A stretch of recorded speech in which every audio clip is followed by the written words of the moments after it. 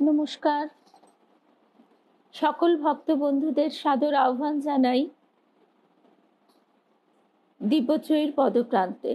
দিব্যত্রয়ীর পদপ্রান্তে নমি কলুষহরণে এই শিরোনামে আমরা প্রতিদিন ঠাকুরের কথা শুনে থাকি। বেশিরভাগ সময় আমরা শুনি আমাদের গুরুদেব শ্রী শ্রী তারক ব্রহ্মতারা দাস আর দেবীমা শ্রীমতী ধীরা বসুর কাছে। এছাড়াও অন্যান্য আধ্যাত্মিক প্রসঙ্গও আমরা শুনি, ঠাকুরের কথাই মূলত শুনি। কিন্তু আজকে আমরা একটু মায়ের কথা শুনবো। আর মায়ের কথা শোনা মানে ঠাকুরের কথা, তার ভেতরে আসবেই রামকৃষ্ণগত প্রাণা মা আমাদের, শ্রী রামকৃষ্ণ বিভাসিতা মা আমাদের। তাই মায়ের কথাও শোনাও যা, ঠাকুরের কথা শোনাও তা। তবু যেন কখনো কখনো মনে হয় যে সন্তানের আরতি মায়ের কাছেই বেশি প্রকাশিত হয়, আর সেই আরতিহন্ত্রী মাই যেন আগে সেই কোলটি পেতে দেন।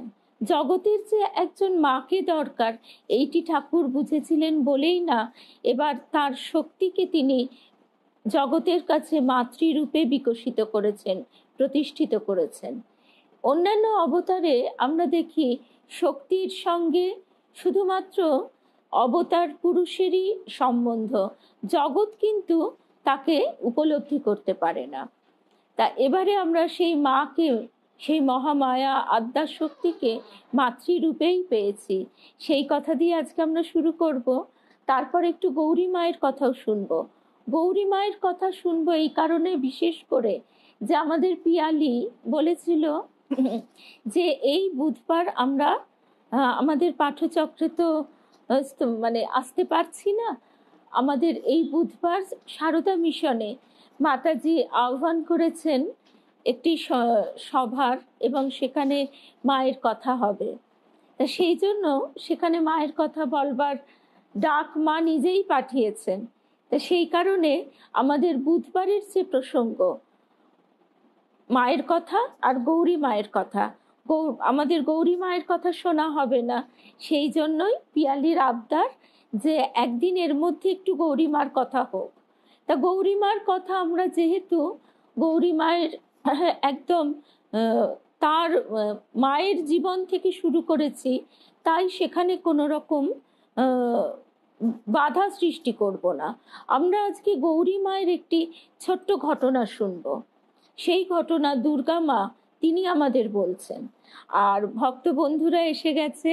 মহুয়া মহারাজজি, আপনি আমার প্রণাম গ্রহণ করবেন। রেখাদি,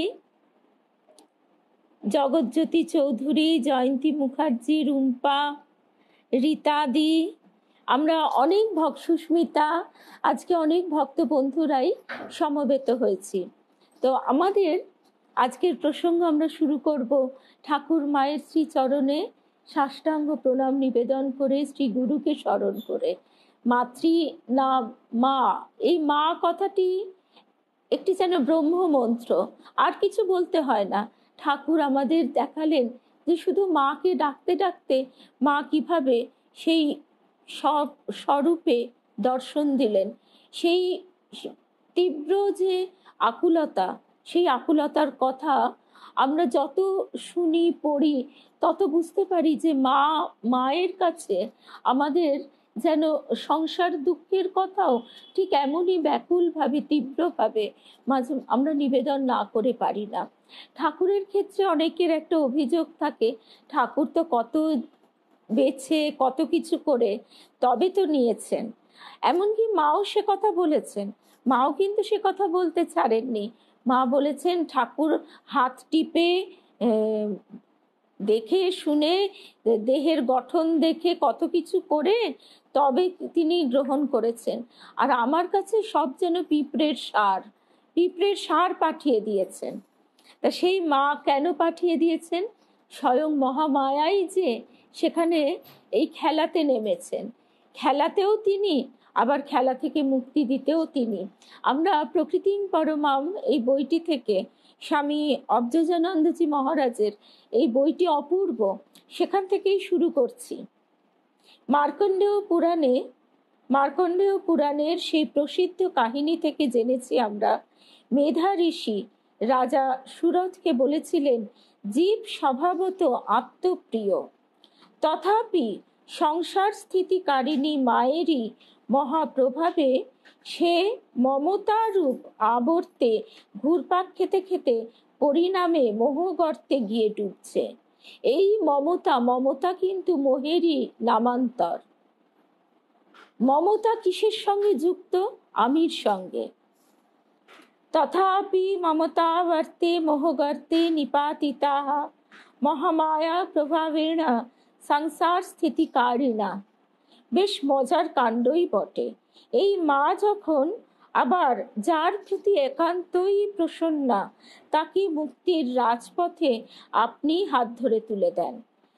সৈসা প্রসন্না বরদা নৃণাং ভবতি মুক্তয়ে।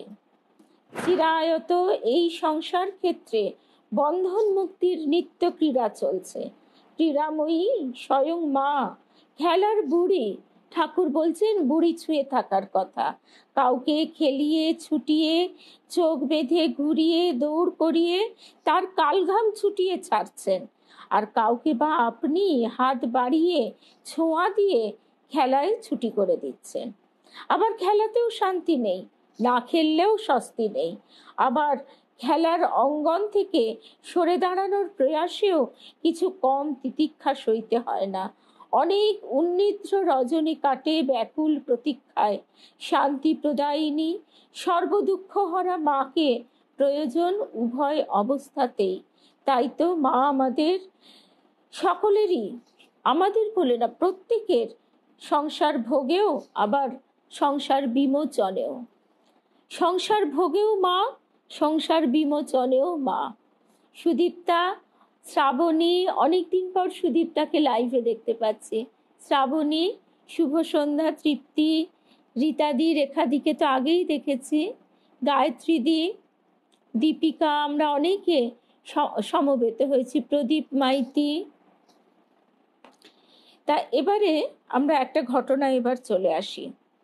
চন্দ্রমোহন দত্ত, যিনি মাকে জগদ্ধাত্রী রূপে দর্শন লাভ করেছিলেন। চন্দ্রমোহন দত্ত সামান্য বেতনে কলকাতায় মায়ের বাড়িতে উদ্বোধনে কাজ করেন। ঢাকায় পদ্মার তীরে তার ঘর। কলকাতায় খবর এলো কীর্তিনাশা পদ্মা চন্দ্রমোহনের ঘর দোর সমস্ত রাতারাতি নিশ্চিহ্ন করে দিয়ে গেছে। পরিবার পরিজন সবই কীর্তিনাশার গ্রাসে। এখন এই নদী ভাঙনের কথা বর্তমানে ঠিক আমরা অতটা হয়তো শুনতে পাই না, কিন্তু একটা সময় যখন সেইভাবে মানুষের স্থাপত্যবিদ্যা মানে বাঁধ ইত্যাদি সেইভাবে প্রকাশ ঘটেনি বুদ্ধিবৃত্তির, তার এই মানে এই স্থাপত্যবিদ্যার, তখন কিন্তু এই ভাঙনে একেবারে গ্রামের পর গ্রাম ভেসে যেত। চন্দ্রমোহনের প্রায় পাগল হবার উপক্রম। সংবাদটি মায়ের কানেও পৌঁছে যায়। কীর্তিনাশার দুরন্ত ঢেউ শুধু চন্দ্রমোহনের ভিটেমাটি ভাসিয়ে নিয়ে যায়নি, সঙ্গে সঙ্গে সর্বদুঃখ হরা সারদারও বক্ষ তটে এসে আছড়ে পড়েছিল। চন্দ্রমোহনের সংসার ভেসে যাচ্ছে, এ বেদনায় মা চঞ্চলা উতলা হয়ে পড়েন। সকলের অগোচরে কিভাবে কোথা থেকে ৩০০ টাকা জোগাড় করে চন্দ্রমোহনকে গোপনে ডেকে তার হাতে তুলে দিয়েছিলেন। সেই যুগে ৩০০ টাকা, এটা কিন্তু ভাববার কথা। ঠাকুর তো মায়ের ব্যবস্থা করে গেছিলেন মাস গেলে ৬টি টাকা, আর তার ভক্তরা আসছে। কিন্তু ভক্তরা যতই প্রণামী দিন না কেন, কে দিচ্ছে কে দিচ্ছে না, কত ভক্ত কত মানে আর্ত হয়ে এসে মায়ের কাছে দাঁড়াচ্ছে। ৪ বেলা মায়ের কাছে অন্নপূর্ণার ক্ষেত্র, সেখানে ৩০০ টাকা মা গোপনে চন্দ্রমোহনকে দিয়ে বলছেন, যাও দেশে গিয়ে ওদের একটা ব্যবস্থা করে দিয়ে এসো। চন্দ্রমোহন বাবু মাকে সাষ্টাঙ্গ প্রণাম করে আবার ঘর বাঁধে দেশে চলে গেলেন। চন্দ্রমোহনের স্ত্রী পুত্র পরিবার নতুন করে গৃহ নির্মাণ করেছিল। তাদের সংসারে পুনরায় স্থিতি এসেছিল। চন্দ্রমোহন কিন্তু প্রার্থনা জানাননি মুখ ফুটে, অথবা তার হয়েও কেউ কিছু মায়ের কাছে নিবেদন করেননি। সংসার স্থিতিকারিণী সারদার এমন সহজ চিত্র কিন্তু একক নয়, অসংখ্য, সংখ্যাহীন, অজস্র। অর্থাৎ মাকে শিশুর সবসময় কি বলতে হয়? সবসময় বলতেও হয় না। আরামবাগের প্রভাকর মুখোপাধ্যায় জয়রামবাটিতে এসেছেন। কথায় কথায় মায়ের কানে এলো যে বাড়িতে তার ছেলের হাম হয়েছে, বাড়িতে ফিরবেন প্রভাকর বাবু। মাকে প্রণাম করে উঠে দাঁড়াতেই শুনলেন মা বলছেন, ফেরার পথে কামারপুকুর হয়ে যেও এবং সেখানে শীতলা দেবীর পুজো দিয়ে ঘরে ফিরতে হয়। শুধু বলা নয়, নিজের আঁচল থেকে একটি টাকাও দিয়ে দিলেন প্রভাকর বাবুর হাতে। কেউ জানলো না, কেউ দেখলো না। আরতি হন্ত্রী সারদার করুণা ধারা নীরবেই বয়ে চলেছিল, এখনো তেমনই বইছে, তেমনই বইছে। কিন্তু অনেকে হয়তো বলবেন, ওই আমার কথা তো মা শুনতে পান না। মা শুনতে পান না নয়, মা শোনেন, কিন্তু আমরাই অধৈর্য হয়ে পড়ি। গোবিন্দ একটি 9-10 বছরের গরিব ছেলে, শৈশবেই মাতৃপিতৃহারা। জয়রামবাটিতে মায়ের বাড়িতে বাগালের কাজ করে। গরু চড়ানো রাখাল বালককে ওদেশে বাগাল বলা হতো। গোবিন্দ গরু বাছুর দেখাশুনো করে, ওদের মাঠে চড়াতে নিয়ে যায়, খায় দায়, আনন্দ করে গোবিন্দ। কিন্তু রাত্রে শুয়ে শুয়ে কাঁদে। কেন? তার সর্বাঙ্গে খোসপাঁচড়া। খোসপাঁচড়ার জ্বালা যন্ত্রণা যে কতটা, সেটা তো আমরা নিশ্চয়ই অনুমানে বুঝতে পারি। আর তখন তো এখনকার মতো এত ডাক্তার বদ্যি সহজলভ্য নয়। তার উপর যে ছেলের মা বাবা নেই, তাকে কে দেখবে, কে সেবা করবে? কাপড়ের তলায় শরীরের যে অংশ সারাক্ষণ ঢাকা থাকে, খোসপাঁচড়ার প্রকোপ সেখানেই প্রবল। গোবিন্দ লজ্জায় কাউকে বলতেও পারে না, দেখায়ও না। আর রাত্রিরে তার যন্ত্রণা বাড়ে। বিশেষ করে ওই নিম্নাঙ্গের খোসপাঁচড়া সে গোপন করে করে এত বাড়িয়ে ফেলেছে যে একদিন সারা রাত অসহ্য যন্ত্রণায় চিৎকার করে তাকে কাঁদতে হয়েছে। বুক ফাটা কান্না ওই আর্ত বালকের। কাছাকাছি লোকজনেরা সান্ত্বনা দেবার বৃথা চেষ্টা করে। গোবিন্দের কাতর কান্না কিন্তু কিছুতেই প্রবোধ মানেনি। পরের দিন ভোর হতে না হতেই দেখা গেল গোবিন্দ শটান কখন মায়ের কাছে এসে গেছে। মা নিজ হাতে শিল নোড়াতে নিম পাতা হলুদ বাটছেন, আর গোবিন্দ ছলছল চোখে মায়ের পাশে ঠায় দাঁড়িয়ে। মায়ের অনিন্দ এই মূর্তি, বিগ্রহ ধারিণী সেবা, জীব ও দুঃখ হরা সারদা।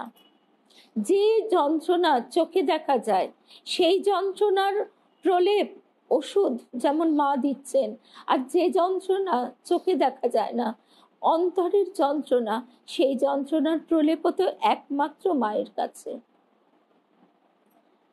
মায়ের কথা শুনতে গেলে আমাদের মনের ভিতরগুলো সত্যি কিরকম ব্যাকুল হয়ে ওঠে। টিঙ্কু সকলকে, মায়া ব্যানার্জি, চিনুদিও আছে, মধুরিমাদি বুঝতে পারলাম না নামটা, চট করে সরে গেল। যাই হোক, আমরা সকল ভক্ত বন্ধুরা, সুজাতা, ধারা, জয়শ্রী, অনেক অনেক ভালোবাসা। মায়ের কথা আমরা সবাই মিলে এই যে একসঙ্গে বসে শুনছি, এটাও তো মায়ের কৃপা ছাড়া হতো না।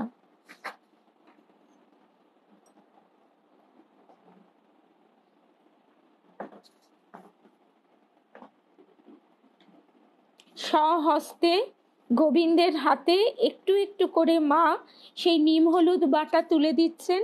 শেষ হয়ে যাচ্ছে, আবার বাটছেন, আর বলে বলে দিচ্ছেন কোথায় কেমন করে লাগাতে হবে। আর মায়ের কাছে বালক গোবিন্দ অসংকোচে যেমনটি মা বলছেন ঠিক তেমনি করেই খোসের জায়গায় জায়গায় নিম হলুদের প্রলেপ লাগাচ্ছে। বাস্তবিকই গোবিন্দ ব্যাধিমুক্ত হয়েছিল। তার দেহের জ্বালা জুড়িয়েছিল মায়ের আপন হাতের সেবায়। এই আপন হাতের কথাটাতে রবীন্দ্রনাথের একটা গানের কথা মনে পড়ে গেল। তোমার আপন হাতের দোলে দোলাও দোলাও, দোলাও আমার হৃদয়। জীবন দোলায় দুলে দুলে আমরা কত ক্লান্ত হয়ে পড়ি। আর আর যেন মনে হয় যে জীবন দোলায় না দুলে এখন যেন তোমার গায়ে গা ঠেকিয়ে সেই মেছুনিদের মতো পূজা বারবার বলে যে আন্টি তুমি সেই মেছুনিদের গল্পটা আবার বলো।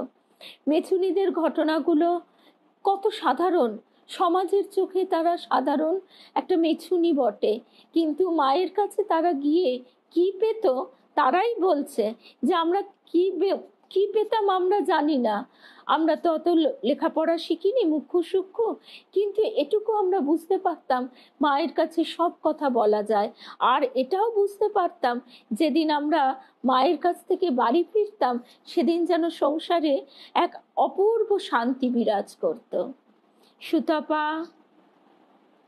আজকে দেবাশিস দত্ত মশাই মানে তিনি তো আমাদের মায়ের গান শুনিয়ে শুনিয়ে একদম মানে কি আর বলবো, তিনিও আজকে আছেন। নমস্কার।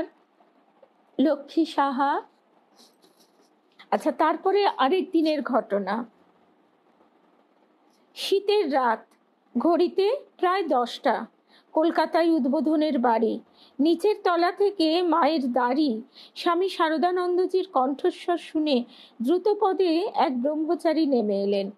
শারদানন্দজির সমীপে এক বৃদ্ধ বসে আছেন, তার মুখে চোখে বিষাদের কালো মেঘ। অত রাত্রে ঘরের ক্ষীণ আলোকেও তা বুঝতে একটু অসুবিধে হলো না ওই ব্রহ্মচারীর। পূজ্যপাদ শরৎ মহারাজ ব্রহ্মচারীকে নির্দেশ দিলেন যে আগত বৃদ্ধ ভদ্রলোকটি বড় বিপন্ন হয়ে ছুটে এসেছেন সেই কোয়ালপাড়া থেকে, ইনি মাকে একটি বার দর্শন না করে উঠবেন না। তাই মাকে এই সংবাদটি এখনই দেওয়া প্রয়োজন। ভদ্রলোকের নাম নফরচন্দ্র কোলে। ব্রহ্মচারী যথা আদেশ ওপরে গিয়ে মাকে শরৎ মহারাজ প্রেরিত বার্তা নিবেদন করলে মা অনুমতি দিলেন বৃদ্ধকে নিয়ে আসতে। দোতলার মাঝখানের হলঘরটিতে এসে মা দাঁড়ালেন। যখনকার কথা বলা হচ্ছে তখন কিন্তু মায়ের শরীর মোটেই ভালো যাচ্ছিল না। লীলা সংবরণের কালও বেশি দূরে নয়। আরো একটি কথা, জয়রামবাটির সন্নিহিত কোয়ালপাড়া গ্রামের কোলে পরিবার যদিও অতিশয় সম্ভ্রান্ত ও সম্পন্ন বলে খ্যাত, কিন্তু আগন্তুক বৃদ্ধ নফর কোলে তিনি মাতৃ সমীপে যাতায়াতকারী অতি সুপরিচিত কেউ নন। কোলে মশাই মায়ের অনুমতি পেয়ে ব্রহ্মচারী সেবক বৃদ্ধকে সঙ্গে করে এনে মায়ের চরণ প্রান্তে পৌঁছলেন। নফরবাবু মায়ের চরণে পতিত হয়েই কাঁদতে শুরু করেন। চরণ দুখানি জড়িয়ে ধরে বৃদ্ধ সজল নয়নে মায়ের দিকে মুখ তুলে বলতে থাকেন, মা মা আমি মহা বিপদে পড়ে আপনার কাছে ছুটে এসেছি। আমার একমাত্র নাতিটির সংকট অবস্থা। এই কথাগুলি আমাদের প্রত্যেকের জীবনে যে কোনো সময় যে কোনো অবস্থায় ঘটতে পারে। মা আমি মহা বিপদে পড়ে আপনার কাছে ছুটে এসেছি, আমার একমাত্র নাতিটির সংকট অবস্থা। মা আমার বংশ যাতে রক্ষা পায় তার ব্যবস্থা আপনাকে করতেই হবে। ইনফ্লুয়েঞ্জা জ্বরে আমার 2-3টি নাতনি ও একটি নাতিও সম্প্রতি মারা গেছে। উপস্থিত 2-3টি নাতনি আর একমাত্র নাতিটি খুব সংকটাপন্ন অবস্থায় ভুগছে। মা আপনার আশীর্বাদ ভিক্ষা চাইছি, আমার বংশকে বাঁচান। শান্ত স্বরে মা শরণাপন্ন আর্ত ওই বৃদ্ধকে প্রবোধ দিয়ে বললেন, অভয় প্রদান করলেন কত ভাবে। নাছর নফর সংসার বিমুগ্ধ গৃহী। প্রথমেই যে কথা আমরা শুনছিলাম যে এই মমতাই আমাদের মোহ গর্তে কিভাবে নিয়ে যায়। ওই মেধস ঋষির কাছে যখন রাজা সুরথ গেছেন তখন সেই একই কথা মেধস ঋষি রাজা সুরথকেও বলছেন যে তোমাকে তোমার আত্মীয় পরিজন যারা তোমার এই জঙ্গলবাসের কারণ, এখনো তুমি সেই তাদের প্রতি মমতায় আত্মহারা। তা শান্ত স্বরে মা শরণাপন্ন আর্ত ওই বৃদ্ধকে বললেন কত করে, প্রবোধ দিলেন, অভয় প্রদান করলেন কত ভাবে। নাছর নফর সংসার বিমুগ্ধ গৃহী, বংশনাশ আশঙ্কায় ত্রাসিত। কিছুতেই উঠছেন না, মায়ের কোনো কথাই শুনছেন না। কেবল এক প্রার্থনা, যাতে তিনি নির্বংশ না হন। মাকে তাই করে দিতে হবে। ডুকরে কেঁদে উঠছেন বারে বারে। এই শেষ বয়সে একমাত্র নাতিকে হারাবার শোক তিনি সইতে পারবেন না। রাত ক্রমে গভীর হচ্ছে। প্রপন্ন নফর মায়ের চরণ যুগল ছাড়ছেন না কোনো মতেই। অবশেষে শরণাগত দিনার্ত পরিত্রাণ পরায়ণা জননীর মুখে অভয় আশ্বাস লাভ করে আর্ত প্রাণ শান্ত হলো। মা বলেছিলেন, আপনি উতলা হবেন না, উঠুন। আচ্ছা, আমি ঠাকুরকে জানাবো। মায়ের কাছ থেকে অভয় প্রাপ্ত হয়ে চরণাশ্রয়ী নফর কোলে মশাই মেরুদণ্ড সোজা করে উঠে দাঁড়াতেই ভিন্ন ব্যক্তি তখন। মুখ তার কৃতকৃতার্থতার জ্যোতিতে ঝলমল করছিল। মা তাকে দুটি প্রসাদী মিষ্টি দিতেও ভুলে যাননি, রাত যতই গভীর হোক না কেন। দুরিত বারিণী শোক নাশিনী সারদা স্মিত হাস্যে বৃদ্ধের মনস্কাম পূর্ণ করলেন। তার বংশের শেষ বাতিটিকে নিভতে দিলেন না।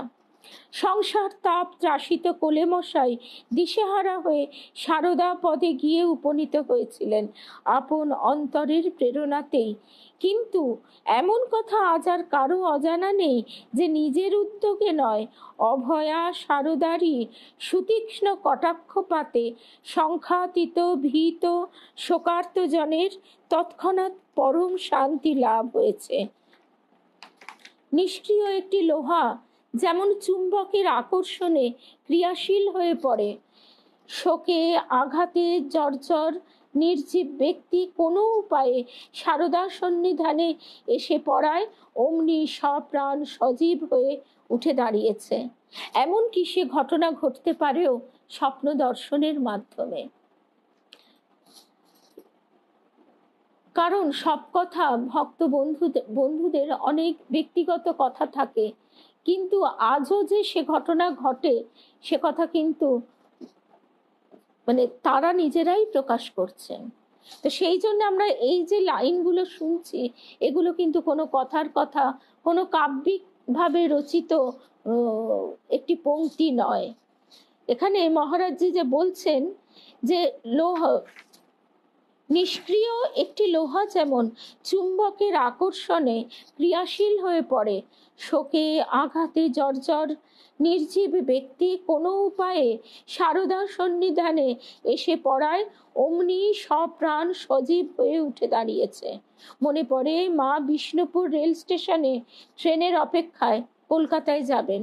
সেবক সন্তান ও সঙ্গীদের সকলকেই হতচকিত করে দিয়ে সহসা মা অদূরেই অপেক্ষারত অপর এক স্ত্রীলোকের কাছে চলে গেলেন।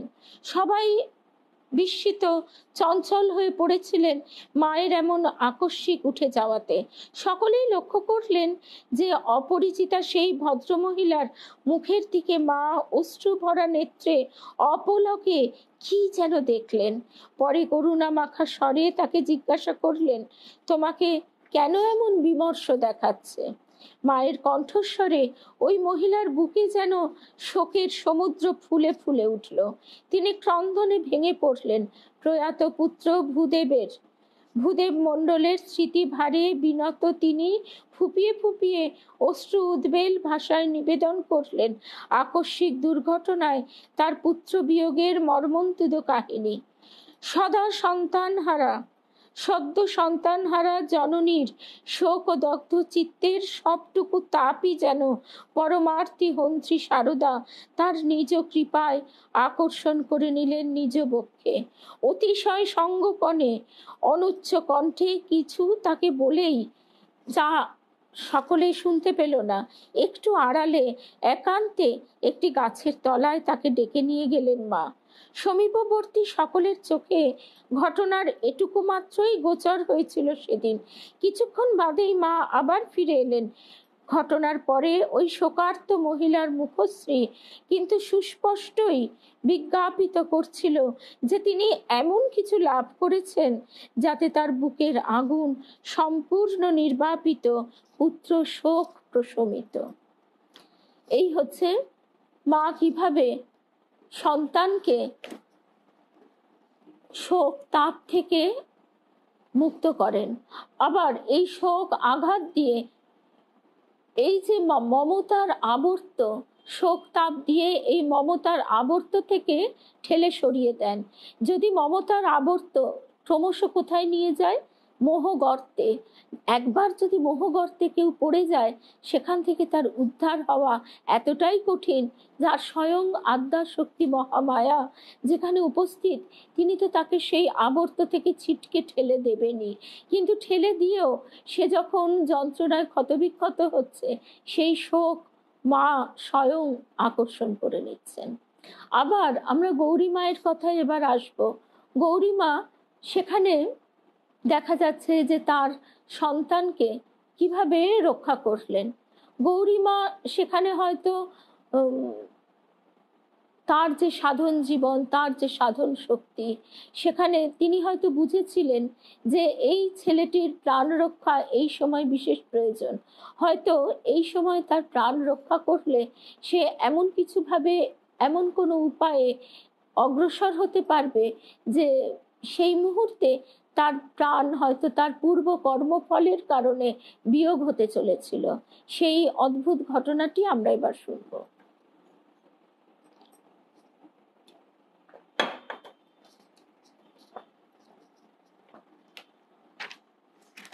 গৌরীমা ব্যারাকপুর থেকে কিছু মূল্যবান গ্রন্থ ও প্রয়োজনীয় কয়েকটি জিনিস সঙ্গে করে নৌকা করে শ্যামনগরে যাচ্ছেন।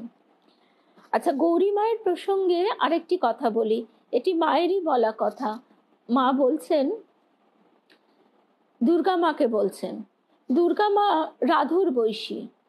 দুর্গা মা রাধুর সঙ্গেই ছোট্ট থেকে বড় হয়েছে, তাই তিনি মায়ের সান্নিধ্য পেয়েছেন এতটাই যে শুধু সান্নিধ্য, স্নেহ সান্নিধ্যই পেয়েছেন তা নয়, মায়ের কাছে তিনি যেভাবে সমৃদ্ধ হয়েছেন, আমরা দুর্গা মায়ের জীবন অনুধ্যান করতে গেলে সেগুলো জানতে পারি।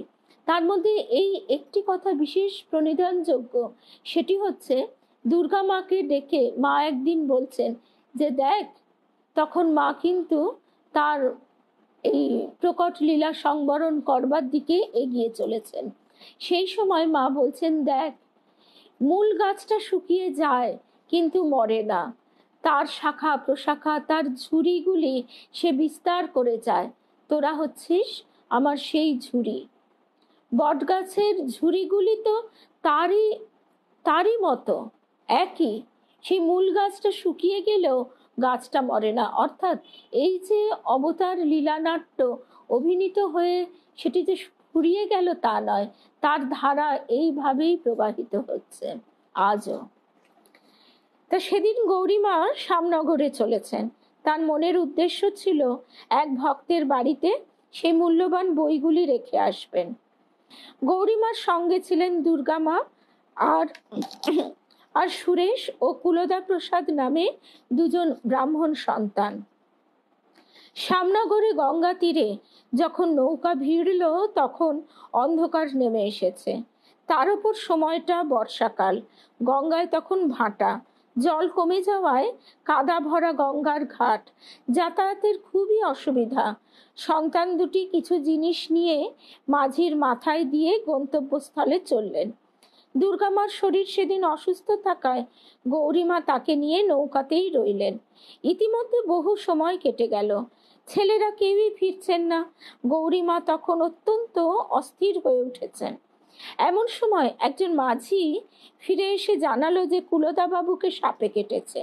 চটকলের একজন ডাক্তার সাহেব কাটা জায়গায় ওষুধ দিয়ে বেঁধে দিয়েছেন বটে, কিন্তু বলেছেন বাঁচার আশা নেই। তাই বাবু একবার গৌরীমাকে শেষ দেখা দেখতে চাইছেন। এটাও প্রণিধানযোগ্য যে তিনি তার প্রাণ ভিক্ষা চাইছেন না, তিনি মাকে দেখতে চাইছেন। পরের ছেলে আশ্রমের সেবা করতে এসে এইভাবে জীবন হারাবে, দুঃসংবাদ শুনে গৌরীমা মর্মাহত হলেন, কিন্তু সঙ্গে সঙ্গে প্রচন্ড রেগে গেলেন। আর সেই রাগ গিয়ে পড়ল তার আজীবন পূজিত প্রাণাধিক প্রিয় শ্রী শ্রী রাধা দামোদর লালের ওপর। তাকে ভীষণভাবে বকাবকি করতে শুরু করে দিলেন। খাওয়া নেই, বিশ্রাম নেই, সারা দিন খেটে খুঁটে আমি ভিক্ষে করে সব জোগাড় করব, আর তুমি মহা সুখে মালা চন্দন পরবে, দিব্যি সুখে খাবে দাবে, আর এমন সব বিভ্রাট বাঁধাবে। আশ্রমে সেবা করতে এসে যদি ব্রহ্ম হত্যা হয়, তবে যেন ঠাকুর আমার গলা থেকে খুলে গঙ্গার জলে তোমায় বিসর্জন দিয়ে তবে এখান থেকে যাব। তার উপরে এই হচ্ছে ডাকাতে ভক্তি। ঠাকুর বলছেন না কথামৃতে, দুর্গা মাকে বললেন, মা, মরণ পথের যাত্রী ছেলেটা আমাকে একবার দেখতে চাইছে, আমি চললুম, কোনো ভয় নেই মা, প্রাণ দিয়ে দুর্গা নাম কর। কথা কটি বলেই গৌরীমা গলায় বাঁধা দামোদর সহ যাত্রা করলেন মুমূর্ষু পুত্রকে দেখবার জন্য। তার অবস্থা তখন পাগলিনীর মতো। দুর্গামা তখন ছেলে মানুষটি।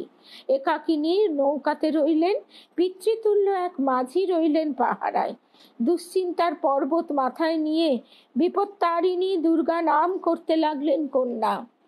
যথাস্থানে গিয়ে গৌরীমা দেখেন কুলদা প্রসাদ শুয়ে আছেন, চোখ দুটি বোজা, বাহ্যক জ্ঞান প্রায় নেই বললেই হয়। পাশে বসে সুরেশ আকুল ভাবে কেঁদে চলেছেন। কঠোরা সন্ন্যাসিনীর চোখ দুটিও এই দৃশ্যে জলে ভরে এলো। গৌরীমা বসে কুলদা প্রসাদের মাথায় জপ করে দিলেন, হাত বোলাতে লাগলেন বক্ষ দেশে, তারপর গিয়ে বসলেন পায়ের কাছে। সাপে কামড়ানো জায়গাটি কেটে ডাক্তার বেঁধে দিয়ে গেছেন। গৌরীমা সুরেশকে বললেন, বাঁধন খুলে দে, কাটা জায়গাটা আমি একবার চোখে দেখব। কেউ সাহস পাচ্ছে না খুলতে। বাঁধন খুলতেই সারা শরীরে বিষ ছড়িয়ে পড়বে, ডাক্তার বারবার বলে গেছেন। হুঙ্কার দিয়ে বলে উঠলেন, সুরেশ ওঠ, খোল, একবার আমি দেখব বলছি। আমাদের নিশ্চয়ই মহাভারতে সেই গান্ধারীর কথা মনে পড়ে যাচ্ছে। দুর্যোধন যখন যুদ্ধে যাচ্ছেন, দুর্যোধন মাকে প্রণাম করতে এসছেন। মা সর্বাঙ্গে তার দৃষ্টি দিয়ে আশীর্বাদ দিলেন, কিন্তু লজ্জাবশত তিনি তার ওই কৌপিনটি খুলতে পারেননি, আর ঠিক সেইখানেই আঘাত লেগে তার মৃত্যু হয়েছিল। তা এটা তার সঙ্গে মিললেই, কিন্তু গৌরীমা কিরকম বলছেন যে আমি দেখব, খোল জায়গাটা। সুরেশ গৌরীমার প্রকৃতি জানতেন। উপস্থিত সকলের নিষেধ অগ্রাহ্য করেই ভয় ভয়ে বাঁধন খুলে দিলেন। পুত্রের প্রতি সদা শুভদা মাতা কিছুক্ষণ তার অভয় দৃষ্টি ওই ক্ষতস্থানের উপর নিবদ্ধ করে রাখলেন। তারপর স্বস্তির নিঃশ্বাস ছেড়ে সকলকে আশ্বাস দিয়ে বললেন, কুলদা কিছুতেই মরবে না। মাথার কাছে এসে কুলদা প্রসাদের বাহুমূল ধরে সজোরে ঝাঁকানি দিয়ে জোরে জোরে ডাকতে লাগলেন, কুলদা, এই কুলদা। মৃত্যু পথযাত্রী পুত্র মায়ের মুখখানি দর্শন করেই আবার চোখ বুজে ফেললেন। সুরেশকে কেউ সেই স্থানে থাকতে সুরেশকে এবং আর কেউকে সেই স্থানে থাকতে আদেশ করে গৌরীমা আবার ফিরে এলেন নৌকায়। দুর্গামা সেখানে রয়েছেন একাকিনী, সরল অন্তরে ভয় হারিনি দুর্গা নাম জপে চলেছেন। অবশ্য সেই পিতৃতুল্য মাঝি সর্দারের পাহারাও স্মরণীয়। সেই রাত্রে মায়েদের আর ব্যারাকপুরের আশ্রমে ফিরে যাওয়া সম্ভব হয়নি। শ্যামনগরে ভক্তের বাড়িতেই রাত্রিবাস করেন তারা। ব্যারাকপুরে গৌরী মায়ের এই আশ্রমটি কিন্তু এখন আর নেই। পরদিন প্রভাতের সঙ্গে সঙ্গেই কুলদা প্রসাদের বাহ্য জ্ঞান ফিরে আসে। গৌরীমার দৃষ্টি প্রসাদ রূপ প্রতিষেধকে মৃত্যুর হাত থেকে তিনি সে যাত্রায় রক্ষা পান, আর শ্রী শ্রী রাধা দামোদর লালেরও ভবিষ্যৎ রক্ষা সুনিশ্চিত হয়। না হলে রাগ করে বলেছিলেন গঙ্গায় বিসর্জন দেব। এই প্রসঙ্গের সঙ্গে গৌরীমার ঐশী শক্তির বিস্তার সুর ও অসুর উভয় জগতেই কত সহজভাবে অবারিত ছিল, তার প্রত্যক্ষ দর্শনের সাক্ষী কমলা মায়ের মুখে শোনা আরো দুটি ঘটনার কথা পাঠকের মনে হয় মনোরঞ্জন করবে। কমলা মায়েরা তখনও আশ্রমের নিজস্ব বাড়িতে আসেননি। দুর্গা মায়ের পরেই হচ্ছেন কমলা মা। কমলা মাকে গৌরীমা তার নাতি চেলা বলে ডাকতেন। ভাড়া বাড়িতে তখনও অবস্থিতি চলছে। সেই সময়কার ঘটনা। গৌরীমা শ্রী শ্রী শারদেশ্বরী আশ্রমে যেমন পয়লা বৈশাখের পূজা, অক্ষয় তৃতীয়া, জন্মাষ্টমী, ঝুলন, রাখি পূর্ণিমা প্রভৃতি শ্রী শ্রী রাধা দামোদর লালের উদ্দেশ্যে এবং স্নান যাত্রা, সোজা রথ, উল্টো রথ প্রভৃতি প্রভু জগন্নাথ দেবের উদ্দেশ্যে প্রবর্তন করেছেন, তেমনি শ্রী শ্রী সীতা দেবী ও শ্রী শ্রী রামচন্দ্রের উদ্দেশ্যে সীতানবমী, রামনবমীর পূজাও প্রচলন করেছেন। আবার শারদীয়া দুর্গা পূজা, কালী পূজা, জগদ্ধাত্রী পূজা, অন্নপূর্ণা পূজা, বাসন্তী পূজা প্রভৃতি দেবী পূজারও ব্যবস্থা রেখেছেন। গৌরীমার প্রতিষ্ঠিত বিদ্যালয়ে একমাত্র সরস্বতী মূর্তি আনা হয়, আর বাকি সব পূজা মায়ের প্রতিকৃতির উপরেই, অর্থাৎ শ্রী শ্রী মায়ের প্রতিকৃতির ওপরেই অনুষ্ঠিত হয়ে থাকে গৌরীমার আমল থেকে। গৌরীমার চিন্তাধারায় মা শারদাই স্বয়ং ভগবতী, আদি দেবী তিনি। তার পাদমূলে পূজা নিবেদন করলেই সর্বদেব দেবীর পূজা সার্থক হয়। এই ভাবধারা আজও আশ্রমে প্রতিপালিত হয়ে চলেছে। এই রকমই একবার বাসন্তী পূজার সময়কার ঘটনা।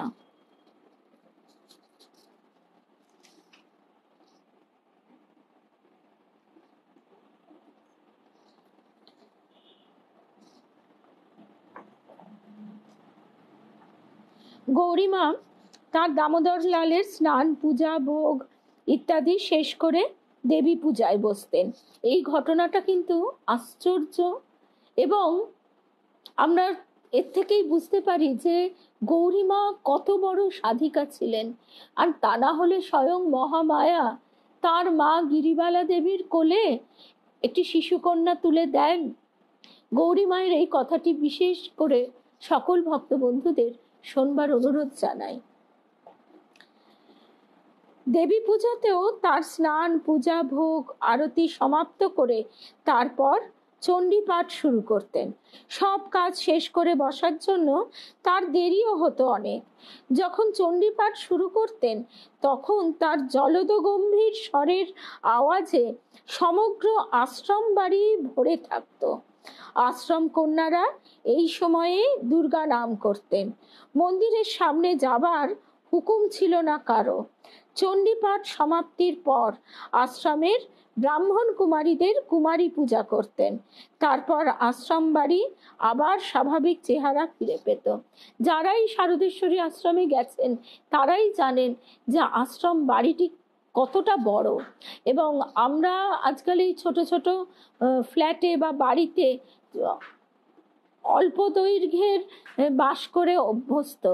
সিলিংটা একদম নিচু, কিন্তু ওখানকার এক একটা ঘর তো প্রায় 1.5 তলার সমান উঁচু।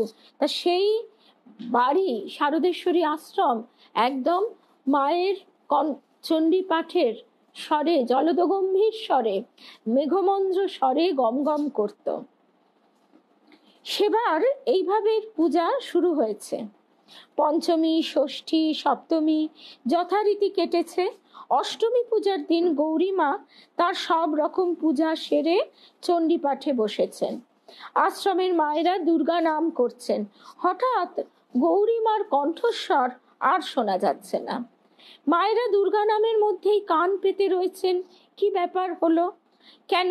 এমন তো কোনোদিন হয় না। চণ্ডী পাঠ বন্ধ হয়ে গেল কেন? এরকম তো হবার কথা নয়। বেশ কিছু সময় একইভাবে কাটলো। তখন মায়েরা চিন্তাগ্রস্ত হয়ে পড়েছেন। কিন্তু কারো তো হুকুম নেই মন্দিরের সামনে যাবার, কিন্তু মন অস্থির। সেই অস্থির মন নিয়ে কমলা মা আর রাধু মা দুজনে চুপিসারে মন্দিরের বাইরে থেকে জানলার ফাঁক দিয়ে গৌরীমাকে দেখবার চেষ্টা করছেন। তারা সবিস্ময়ে দেখলেন গৌরীমার মুখমণ্ডল সিঁদুরের মতো লাল হয়ে উঠেছে। এখানে দুটি কথা আমরা স্মরণ করি। গৌরীমা তখন সেই 9 বছরের বালিকা। তখন তিনি তার গুরু দর্শন হয়েছে, কিন্তু তখনও মন্ত্র দীক্ষা লাভ হয়নি। তিনি ভাবতেও পারেননি যে তিনি আমার গুরু। ঠাকুর সেই পথ দিয়ে হেঁটে চলেছেন। কিন্তু তাকে দেখার পর থেকে গৌরী মায়ের মন এমন এক, তখন তার নাম মৃণালী, তার মন এমন এক ভাবে উদ্বেলিত। এমনি তিনি শৈশবকাল থেকেই এক আশ্চর্যভাবে ভাবিতা ছিলেন, আর 5টি বালিকার মতো ছিলেন না। তা এইবার সেই পথিককে দর্শনের পর থেকে তার মন যেন এই সংসার জেলখানায় আর আটকা থাকতে চাইছিল না। তিনি একদিন বেরিয়ে পড়লেন বাড়ি থেকে, আত্মীয়ের বাড়ি, সেখান থেকে, সেটা হচ্ছে নিমতা ঘোলা, ওই বেলঘরিয়ার কাছে। সেখান থেকে তিনি হাঁটতে হাঁটতে কচু বনের ভিতরে দেখতে পেলেন একটা ছোট্ট কুটিরে সেই পথিক যাকে তিনি দেখেছিলেন, এবং সে ঘরের ভেতরটা তামার পাত্র যদি আগুনে দেওয়া হয় সেটা যেরকম রক্তবর্ণ হয়ে ওঠে, ঠিক সেই রকম উজ্জ্বল লাল আভায় সমস্ত কুটিরটি একদম জ্বলজ্বল করছে। আর সেই রকম গাত্রবর্ণ সেই পথিক সাধন মগ্ন অবস্থায় নিমিলিত নেত্রে বসে আছেন। গৌরীমা মৃণালী তখন ছোট্ট মেয়ে চুপ করে বসে রইলেন। তখন সেই অবস্থা থেকে আবার বর্তমান ভূমিতে নেমে এসে সাধক বলছেন, এলি মা, এলি। তা এই ভাবটির সঙ্গে আরেকটি কথা আমরা বেদান্ত দর্শন ফেসবুক পেজে প্রাচীন ভারতের সাধক সাধিকার কথা শুনছি। রাম ঠাকুর, শ্রী শ্রী রাম ঠাকুর, শ্রী কৈবল্যনাথ, তাকেও তিনি এরকম সকালবেলা সকলের জন্য রান্না করতেন। তারপরে সন্ধ্যার পর থেকে তিনি তার গুরু কৃপায় আহার নিদ্রাকে জয় করেছিলেন। তাহার আহার নিদ্রার প্রয়োজন হতো না। তিনি সন্ধ্যা থেকে ঘর বন্ধ করে কি করেন, সন্ধ্যা দিতে এসে তুলসীতলায় তার রাম ঠাকুরের আরেকজন যমজ ভাই ছিল, তার স্ত্রী, হঠাৎ তার সন্দেহ হলো, আচ্ছা দেখি তো ঠাকুরপো কি করেন, সব সময় এই যে দরজা বন্ধ করে কি করেন তিনি। সে দুপুরের পর থেকে উঁকি দিয়ে দেখেন সে ভেতরটা একটা রক্তিম জ্যোতিতে একেবারে জ্বলজ্বল করছে। আর রাম ঠাকুর তিনি ভূমিতে অবস্থিত নন, তিনি শূন্যে ভাসমান অবস্থায়, এবং কড়িকাঠি গিয়ে তার মস্তক স্পর্শ করেছে। দেখে তার ভাতৃবধূ চিৎকার করে উঠলেন এবং সঙ্গে সঙ্গে তার দেহ আবার পূর্বের অবস্থায় ফিরে এলো। তা এইগুলি আমাদের কাছে অলৌকিক মনে হলেও আমরা বারবার যেন স্মরণ রাখি স্বামীজির কথাটি। আমরা দেহের ইন্দ্রিয়াদির সীমাবদ্ধতায় বাস করি বলে এগুলি আমাদের কাছে অলৌকিক বোধ হয়, কিন্তু সাধকের পক্ষে এগুলি কোনো অলৌকিক ঘটনা নয়। এবং এগুলি যে সবসময় সিদ্ধাই তাও নয়, এই ভাবগুলি স্বভাবতই প্রকটিত হয় সাধকের ভিতরে। কিন্তু এইগুলির দ্বারা যারা প্রকৃত সাধক তারা কিন্তু সাধন পথে কোনো রকম ভাবে তারা এগুলির অপব্যবহার করেন না। ওই যে ঠাকুর বলেছেন না যে সিদ্ধাই কেমন, তুমি এত বছর সাধনা করে কি করলে, নদীটা তুমি হেঁটে এপার থেকে ওপারে চলে গেলে, তা তোমার এত বছরের পরিশ্রমে কি লাভ হলো? তুমি লোক দেখালে, লোকে তোমায় ধন্য ধন্য করতে লাগলো, আর আমি 1 পয়সা দিলাম, নৌকা পেরিয়ে চলে গেলাম, আমার কোনো এত বছরের পরিশ্রমই লাগলো না। সিদ্ধাইকে শুকরি বিষ্ঠার সঙ্গে ঠাকুর তুলনা করেছেন। কিন্তু এই কথাগুলি এই জন্যেই, এই ভাবটা যেন আমরা এই সিদ্ধাইয়ের সঙ্গে গুলিয়ে না ফেলি। এই রক্তিম একটা যে আভা, যে প্রকাশ, এটা বহু সময় বহু সাধকের ভিতর দেখতে পাওয়া যায়। মায়েরা তারপরে দেখছেন, তারা সবিস্ময়ে দেখছেন গৌরীমার মুখমণ্ডল সিঁদুরের মতো লাল হয়ে উঠেছে। কণ্ঠদেশের অংশ যতটুকু দেখা যাচ্ছে ততটুকুও একই রং। তার গৈরিক বস্ত্রে আবৃত দেহ, তাই শুধু ওই গলাটুকুন অবধি দেখা যাচ্ছে। চক্ষু দুটি বোঝা, তার নিজের কাপড়ের আঁচল গুটিয়ে নিয়ে যেন কারোর শরীর মুখ সব মুছিয়ে দিচ্ছেন। গৌরীমার বাহ্য সম্বিত আছে বলে মনে হচ্ছে না। মায়েরা দুজনে নিস্তব্ধ হয়ে দর্শন করছেন, অবাক চোখে চেয়েই আছেন, তাদের করারও কিছু নেই। বেশ কিছু সময় কাটলো। মায়েরা তারপর লক্ষ্য করছেন গৌরীমার হাতে ধরা কাপড়ের অংশটি কোলের ওপর শিথিলভাবে পড়ে গেল। এইভাবে খানিক থাকার পর তিনি চোখ দুটি খুললেন। দৃষ্টি দেখে মনে হচ্ছে যেন অন্য কোনো জগৎ থেকে তিনি এই জগতে ফিরে এলেন। চেনা জগৎকে যেন চিনতেও পারছেন না, কেমন একটা বিহ্বল দৃষ্টি। এইভাবে খানিকক্ষণ থাকার পর পুরো সম্বিত ফিরে পেলেন। মা চণ্ডীর ঘটের সামনে প্রণাম করে আবার চণ্ডী পাঠ শুরু করলেন। আশ্রম আবার তার উদাত্ত কণ্ঠস্বরে সুরে জমে উঠল।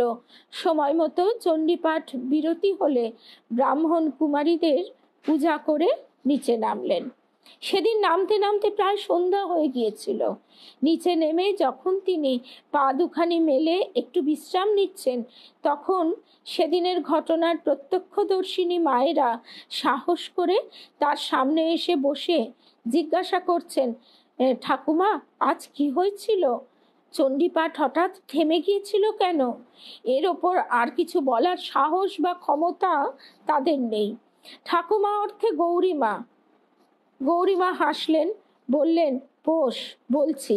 তখনও যেন ওকে দেখে মনে হচ্ছে খুব ক্লান্ত। ঘটে যাওয়া কোনো ভারী ঘটনার অনুধ্যানে বা কোনো সুদূর স্থান থেকে ফিরে আসার পর আমাদের যে ক্লান্তি, সেই ক্লান্তি নিয়ে তিনি যেন মন থেকে সেই অনুধ্যান তদ্ভাব ভাবিত হয়ে করতে শুরু করলেন। কিছু পরে বলতে আরম্ভ করলেন, জানিস তো, রোজই চণ্ডী পাঠ করি, কিন্তু আজ যখন অষ্টম অধ্যায় পাঠ করছি, তখন রক্তবীজ বধের জায়গাটি যেমন এসেছে, হঠাৎ দর্শন হলো মা দশভুজা সামনে দাঁড়িয়ে আছেন। সে যে মায়ের কি রূপ! গৌরী দেহ, লাল বেনারসি পরনে, দশভুজে কত যে গয়না আর কত অস্ত্র দিয়ে সাজানো সে 10টি হাত। মায়ের রূপে ভুবন আলো হয়ে গেছে। মা রক্তবীজের সঙ্গে যুদ্ধ করছেন। রক্তবীজকে যত অস্ত্র ছুঁড়ে মারছেন, সেই আঘাতে তার গা থেকে পড়া রক্তবিন্দু থেকে তত অসুর সৃষ্টি হয়ে মায়ের দিকে ছুটে আসছে। এখানে আরো একটা কথা বলি, এই রক্তবীজের প্রসঙ্গে গুরুদেব দেবীমার কাছে একটা ব্যাখ্যা শুনেছিলাম।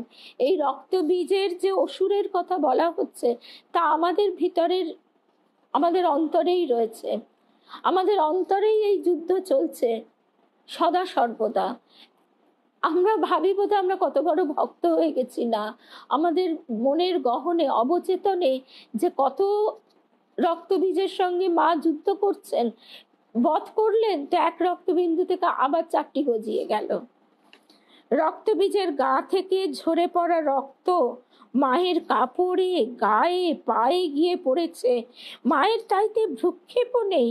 সে যে কি ভয়ঙ্কর যুদ্ধ, তোদের বলবো কি। আমি দেখে এত কষ্ট হলো, কাপড়ের আঁচল দিয়ে মায়ের গায়ে লাগা রক্ত মোছাবার যত চেষ্টা করছি, মাকে স্থিরভাবে ধরতেই পারছি না। যুদ্ধ হতে হতে রক্তবীজ শেষ পর্যন্ত হেরে গেল।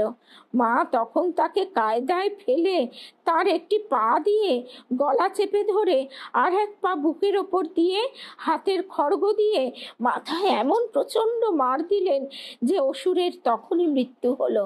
এই যে ঠাকুরের আগমন থেকে 70 যুগ এসে গেছে, আমাদের গুরুদেবের কাছে আর একটাও শুনেছি কথা, যে মা এবার 10 প্রহরণ ধারিণী হয়ে জগতে বেরিয়ে পড়েছেন, 10 হাতে 10 অস্ত্র নিয়ে।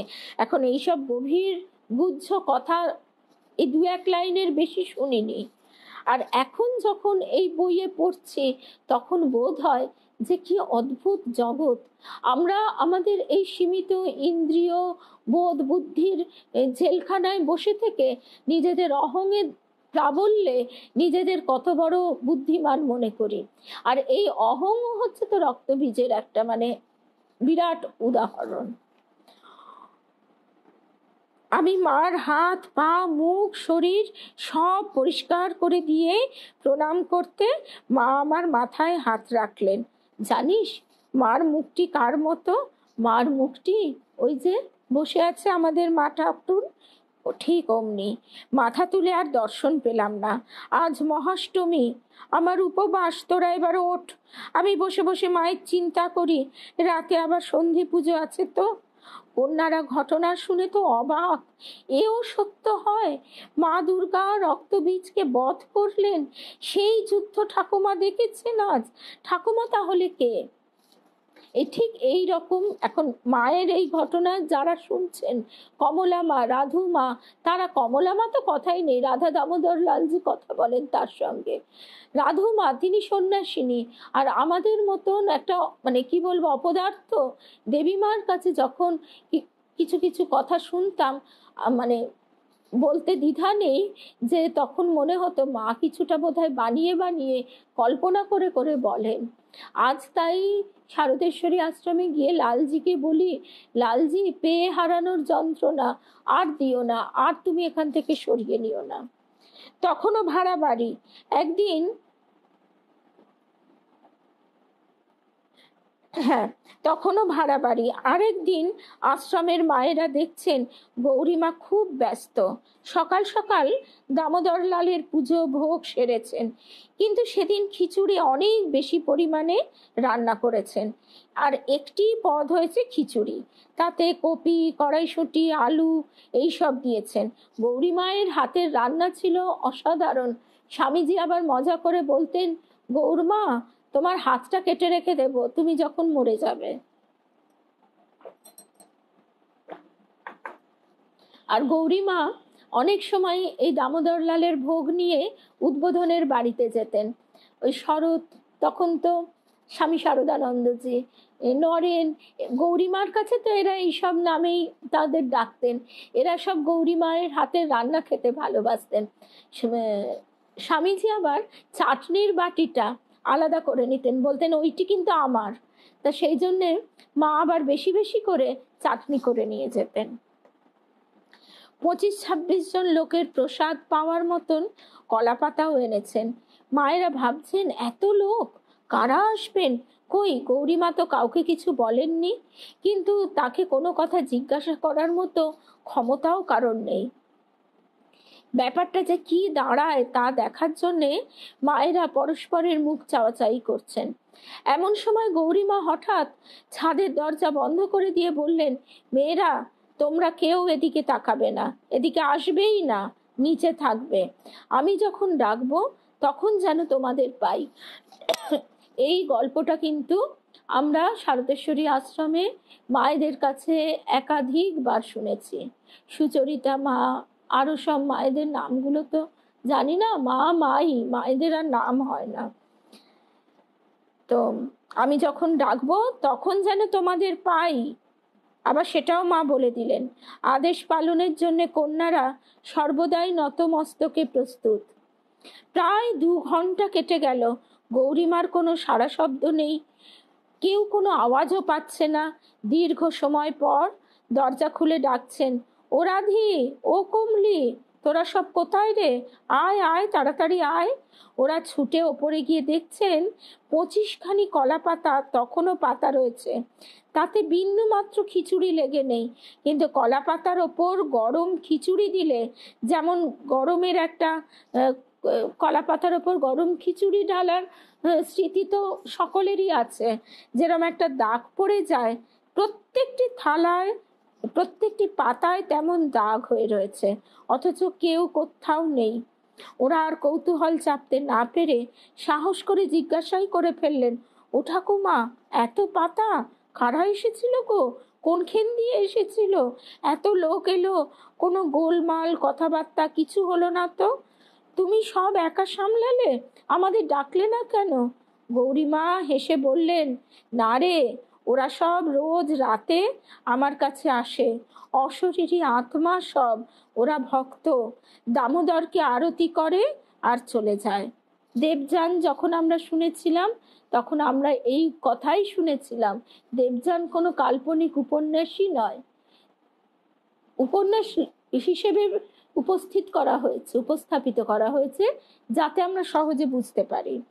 দামোদরকে আরতি করে আর চলে যায়। একদিন সব ওর প্রসাদ খেতে চেয়েছে, তাই ওদের ডেকেছিলাম, ওরা এসেছিল আজ। প্রসাদ খেয়ে সব মুক্ত হয়ে চলে গেল, এই যোনি থেকে মুক্ত হয়ে সপ্ত বায়ু স্তরে মিশে গিয়েছে। এই যোনি থেকে, মানে তারা সব প্রেত যোনি কি কি যোনি লেখা নেই, সপ্ত বায়ু স্তরে মিশে গিয়েছে, এদের আর জন্ম হবে না। এখন তোরা এই পাতাগুলি ফেলে জায়গা ধুয়ে দে, আয় তোদের মাথায় জল ঢেলে দিচ্ছি, স্নান করে ফেল। গৌরীমা নিজেও স্নান করলেন, ছাদ রান্নাঘর সব ধুয়ে পরিষ্কার করা হলো। 8:30 বেজেও গেল। 1 ঘন্টা আমরা এক অপূর্ব সময়ের মধ্যে দিয়ে পার হলাম। মাতৃ অনুধ্যান আর মায়ের কথার তো কোনো মানে শেষই নেই, পুরো বাড়ি নয়।